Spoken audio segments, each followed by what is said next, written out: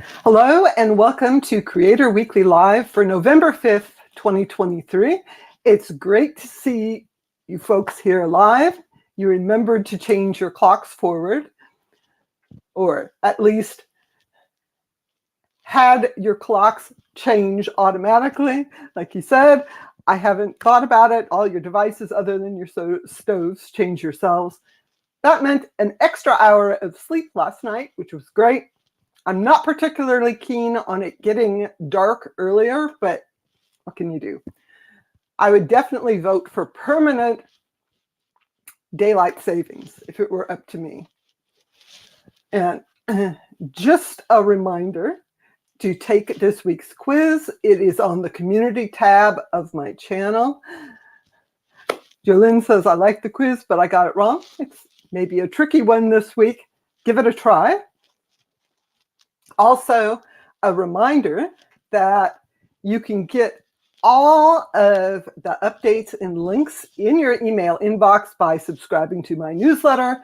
There is a link to that in the video description. So this week, I have a bunch of updates, and I'll note that as we get closer to the end of the year, Google and Meta and all these companies really push to get the last updates of the year out. So they have things that they want to have launched by the end of the year. This is something that they need to do now if they're going to be before the end of the year. So I think we're going to see maybe a lot of updates in the next few weeks. This week, I've got updates if you are monetizing your website or your YouTube channel. There is a whole discussion about whether it's SEOs or Google who are ruining the internet. There is A/B testing for Reels, I think, just on Facebook, and there's a bunch more if we have time. So thank you for joining me live. I'd love to know what you think about this week's updates. If you're watching this recording, let me know in the comments. All righty. So the first thing I wanted to mention is an update from AdSense, where they're talking about really two kind of related updates. Let's see if we have a good image. This is the image shared by Google. The first thing AdSense said is that if you are using AdSense for content, that's AdSense ads on your own website or blog, they are going to break out the revenue sharing in more detail. So right now, if you go into the settings of your AdSense account, you will see what your revenue share is for content specifically. This does not affect YouTube or any other monetization through AdSense. And there will be a percentage. What they're saying now is that they're going to break it down, where the advertising platform, like Google Ads, takes one cut, and then AdSense takes another cut. And the example they use is you start with $1.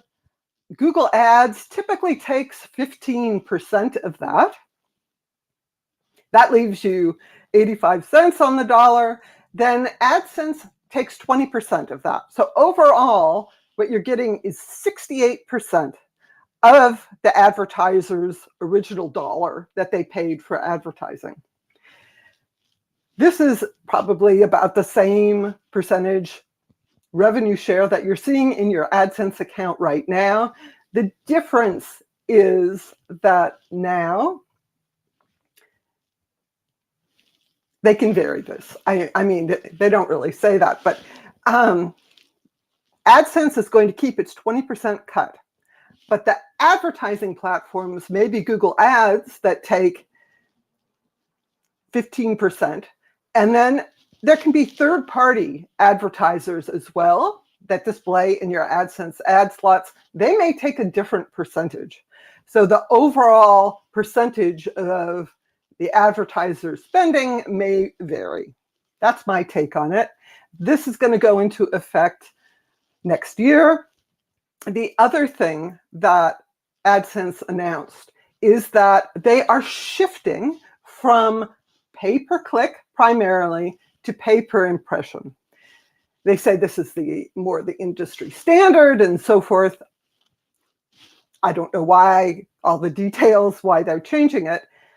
They say based on their tests, they don't expect this to change publisher revenue.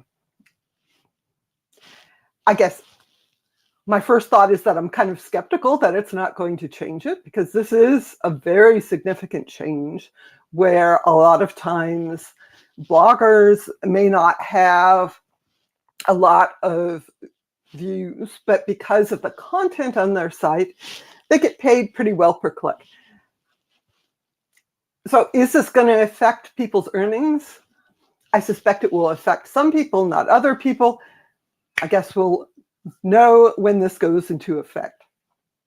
Again, this change is happening sometime next year.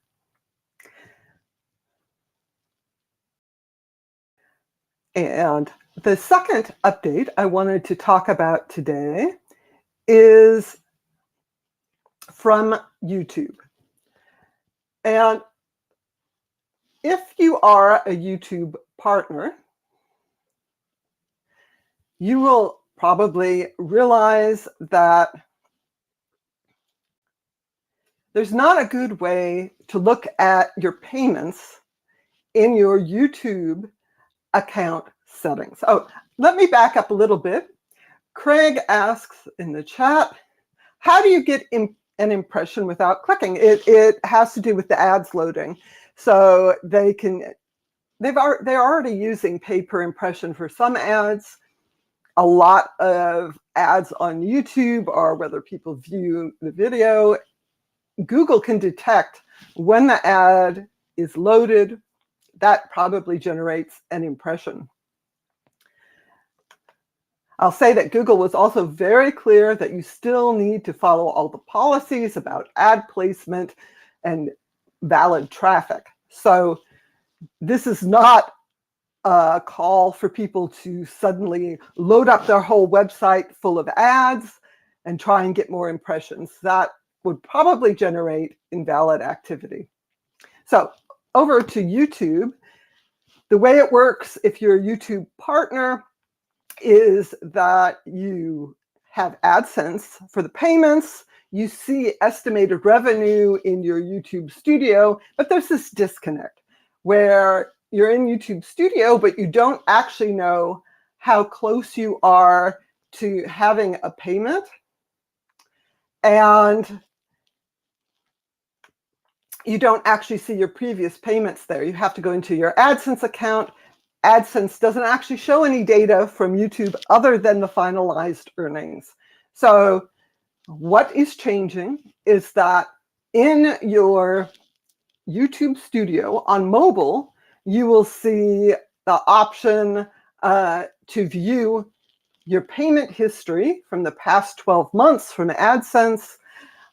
You can see your latest earnings, and it will also show you progress towards your next payment. So you can see that, in this example, in the announcement, your progress to your next payment was $60. You have to get to $100 to be issued a payment, and then you can view your payment activity. This makes it a lot easier for YouTube partners to monitor how their earnings are going. If you're a YouTube partner, though, just a note, you still need to sign into your AdSense account to see the really detailed information about payments, best I can tell, and to manage payment holds and that sort of thing. So don't lose the sign in to your AdSense account. The other thing that you should keep in mind is that this is not rolling out to everyone. This is currently first rolling out to people with one YouTube channel being monetized by their AdSense account. This is because in your AdSense account, when you see earnings from AdSense, from YouTube, you see it all compiled from all of your different YouTube accounts. You have linked to that AdSense account. It's not broken down by channel in AdSense. Hopefully this is a sign that they will be doing that eventually, and you can view that in YouTube Studio. But right now, you can only get this information in the YouTube Studio app if you have one monetized channel and your payments are in US dollars. And YouTube says that this will be available to more creators as they roll it out. So a nice update coming soon to an app near you. And I just wanted to also mention, while we are on talking about YouTube, the YouTube creator liaison, Rene Ritchie, he has a post each week. He gives a tip. This one's really useful. There's a lot of people who talk about YouTube algorithm not showing their videos to the right people and so forth. And what he suggests is that you go into the deep dive in YouTube Analytics. This is on desktop, and look for the impression click-through rate for just your subscriber feed. So you can look at that and see these people who subscribe to you, looking at the feed, which is just a non-algorithmic feed of new videos from the channels you subscribe to, how many of them actually clicked your thumbnail. So if you're looking at that and you see that the click-through rate from your subscribers is not very high, that's maybe a sign that you need to work on your thumbnails. I know I need to work on the thumbnails for my videos. So if you have a YouTube channel, that's probably something you want to look at as well. Also, while we're talking about videos, there's an update from Meta where they are introducing A/B testing for real thumbnails and titles on Facebook. Best I can tell, this is only for Facebook Reels and not Instagram Reels, but it's a start where you can use this data to improve your thumbnails and improve your titles, get more people to watch. YouTube is slowly introducing A/B testing for thumbnails as well.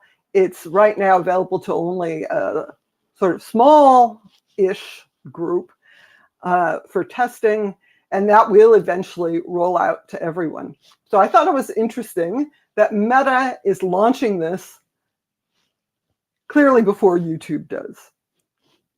They also mention that they are experimenting with incorporating generative AI to help you create different caption and thumbnail options at some time in the future. I actually think that that is one of the really good uses of generative AI, where it's about brainstorming and giving you suggestions. So it's not really creating something completely new from scratch, but instead starting with what you created and trying to help you pick something that's best. That, I think, is a good thing in the future. So those were the main video updates for this week. Now I want to talk a little bit about a little kerfuffle on the internet.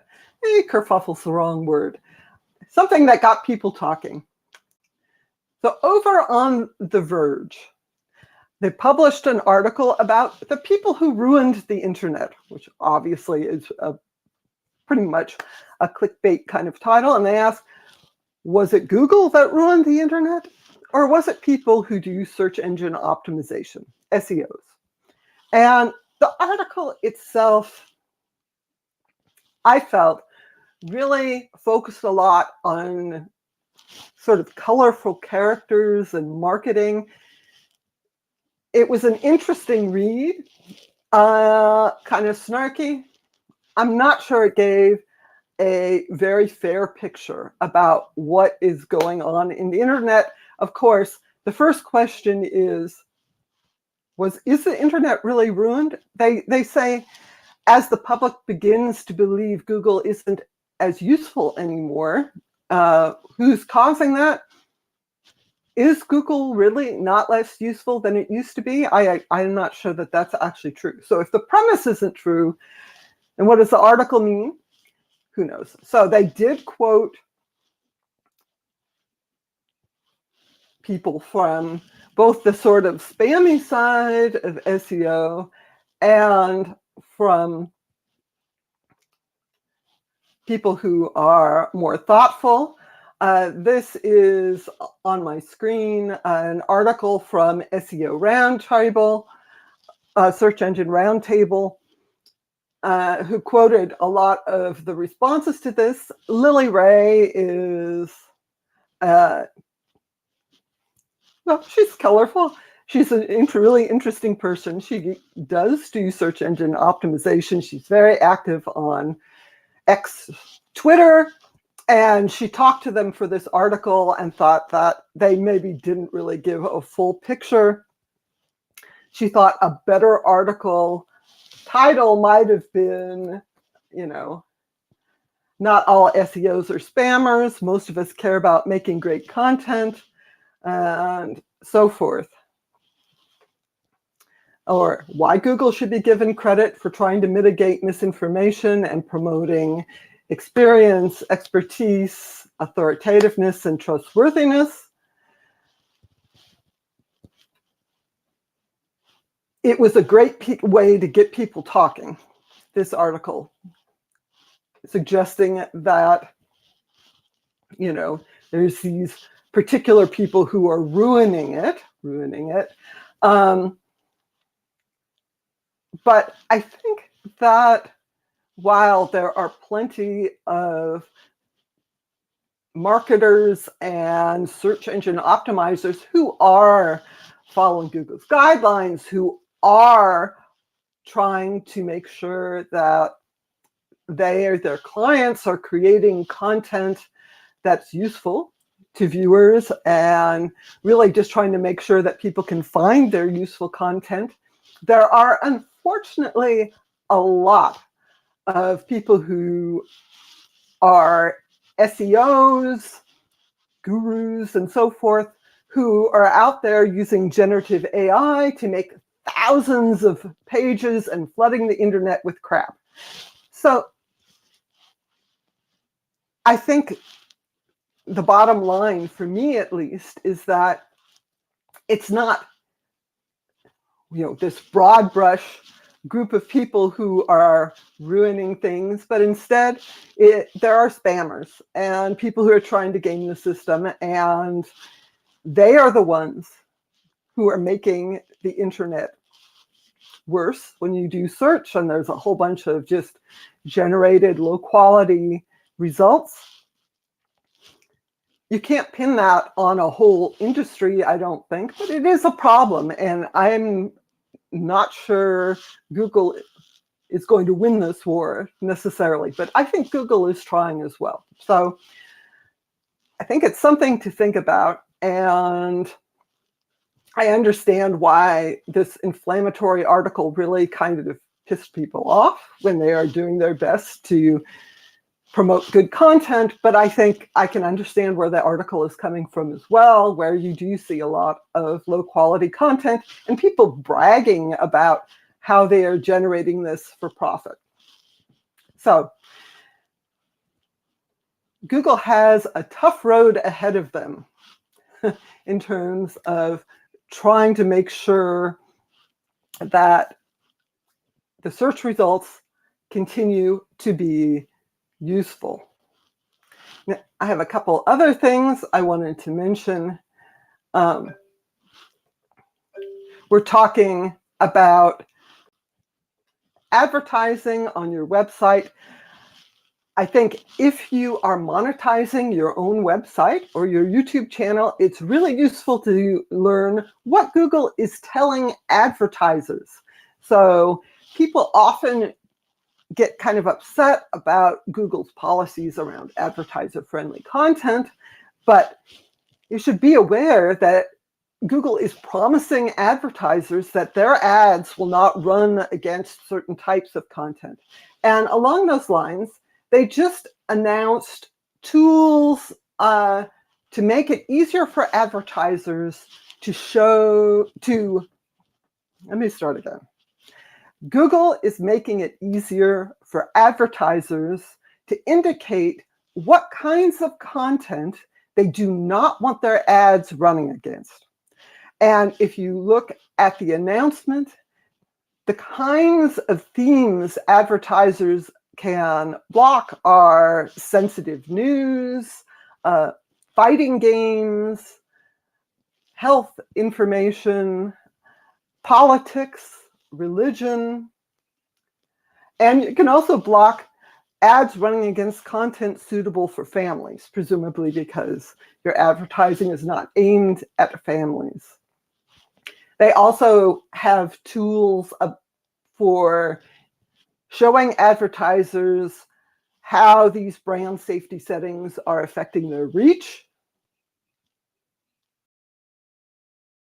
And they say specifically about YouTube how they are using a combination of human people and AI-powered technology to enforce ad-friendly and community guidelines.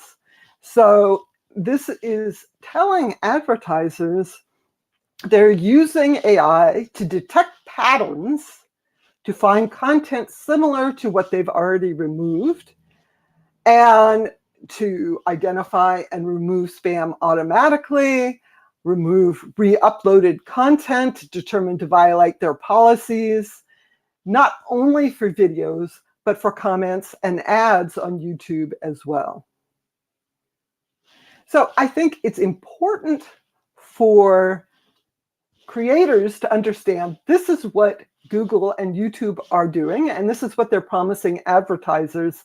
You may not like YouTube's advertiser-friendly guidelines, but if you want to show ads on your videos, you have to comply because that is what Google is telling advertisers they're going to do. And while you may be able to post certain types of content on YouTube that are more extreme, more sensitive, that doesn't guarantee they will run ads against it because advertisers are pretty risk adverse and they may not want their ads associated with the type of content that you're publishing. So that's important.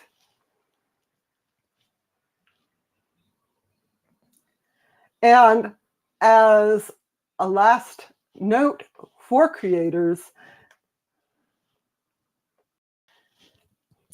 if you have your own website or blog, you should realize that Google is celebrating the complete shift to mobile-first indexing.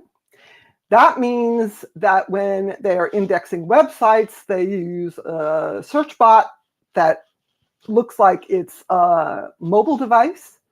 So if your website or blog is not mobile friendly, that may hurt it in the search results.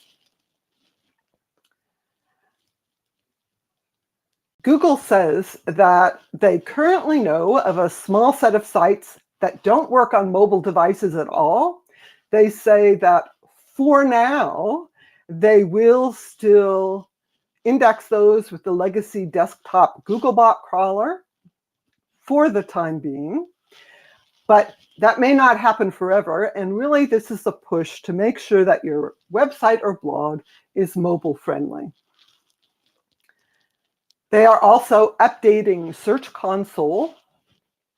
Google Search Console, up until now, has had information about what kind of Googlebot was indexing your site, so in the crawl stats report. But because they're shifting primarily to the mobile crawler, they feel like that information is no longer necessary. You should just assume that your website or blog is being indexed by the mobile crawler. Again, make your site mobile friendly. You probably are pushing people away from your website or blog if they can't easily read it on their mobile device. Okay, we have a couple of minutes, and I wanted to mention a couple of small things. The first thing is that over on X, apparently X is going to sell off old inactive Twitter handles for up to $50,000. This seems really crappy, which means that people who leave the platform might have their handles resold. That seems ripe for impersonation.